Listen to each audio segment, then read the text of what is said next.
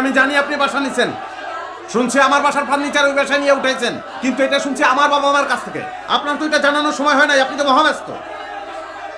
তো বাসা নিছেন, টাকা পাইলেন কোথায়? আমি একটা চাকরিও পাইছি। বাহ, এটা তো আরো নতুন খবর। এটা তো আমার বাবা মাও আমারে জানাতে পারে নাই। চাকরি পেয়েছেন, খুব ভালো। তো কিভাবে পেলেন চাকরিটা? তোমার ডিকন ভাই চাকরি দিছে। বাহ, তাহলে তো 16 কালা পূর্ণ। লুচ্চা ডিকন আপনারা চাকরি দিবে আর আপনি আমারে নিয়ে চিন্তা করবেন, এটা তো হয় না, এটা কোনোদিনই হয় না। তোমার সমস্যাটা কি জানো? তুমি তো থাকো 4 দেয়ালের মধ্যে ছোট্ট একটা জেলখানায়, খুব আনন্দে আছো। আর পুরো পৃথিবীটা যে আমার জন্য জেলখানা হয়ে গেছে এটা তো তুমি বুঝতেছো না। আমি যে তোমার জন্য ফাইট করে যাচ্ছি প্রতি মুহূর্তে, এটা তোমার গায়ে লাগতেছে না। আপনি আমার জন্য ফাইট করতেছেন না লুচ্চার জনের পাশের সিটে বসার জন্য আপনি ফাইট করতেছেন? আমার বোঝা হয়ে গেছে। দরকার নাই, দরকার নাই, আপনার সঙ্গে এত খেসখাস করার আমার দরকার নাই। আপনি ডিভোর্স পেপার নিয়ে এসেন, আমি সাইন করে দেবো। কোনো অবশ্য পেপারের দরকার নাই তো। আপনি তো পেপার ছাড়াই ভালো চালাইতেছেন। চালান চালান, আপনি ফুর্তি চালান, আমার কোনো অসুবিধা নাই, যান। আমি ফুর্তি করতেছি, আরেকবার বলো। একবার কেন 50 বার বলবো আপনি ফুর্তি করতেছেন। এতদিন সৎ ছিলাম তো তোমার গায়ে লাগে নাই। এখন ফুর্তি কত প্রকার কি কি সব তোমাকে বোঝাবো। এখন থেকে ফুর্তি করবো।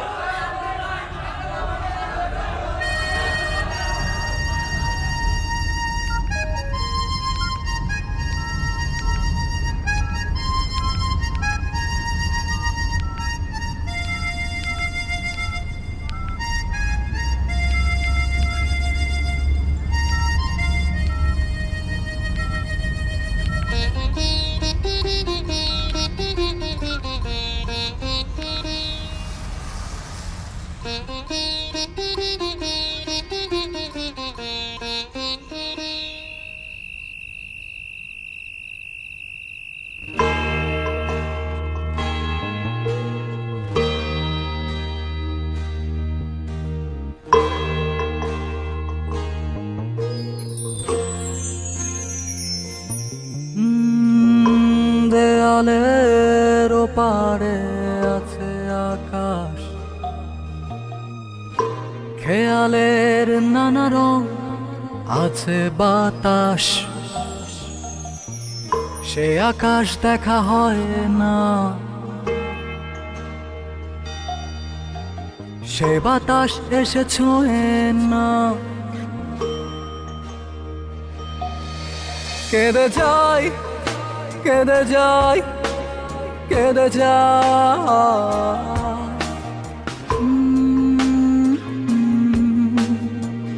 না, কেমন করে বলো ওইখানে যাই যেখানে তুমি আর তোমরা আছো সবাই, যেখানে তুমি আর তোমরা আছো সবাই।